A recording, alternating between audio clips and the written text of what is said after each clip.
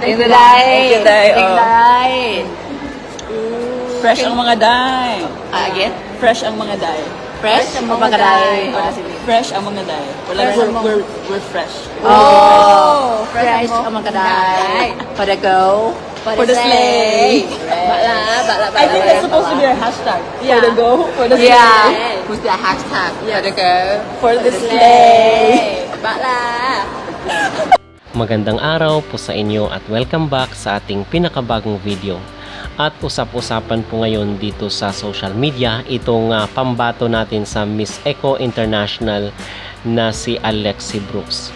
So ayon pa dito ay mas trending pa daw ngayon ang mga pasabog na performance ni Alexi dito sa Miss Eco International na ginaganap sa Egypt. At sa mga susunod na oras ay matutunghayan na natin ang kailang preliminary competition dito sa nasabing beauty contest. Pero bago ang lahat ay huwag kalimutang mag-like at mag-subscribe na rin kayo para updated kayo sa ating mga latest issue.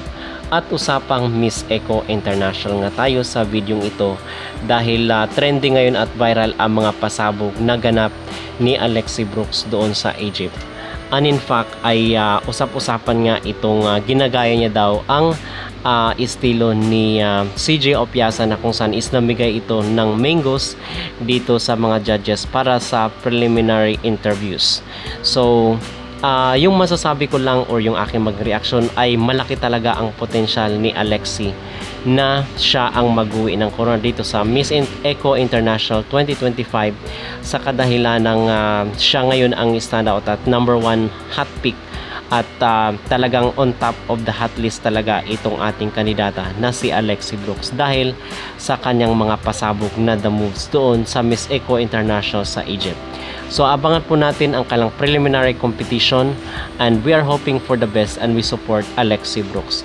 Ano ang inyong mag-reaction dito sa performance ni Alexi sa Egypt? Mag-comment down below at huwag kalimutang mag-like at mag-subscribe na rin kayo para updated kayo sa ating mga latest issue.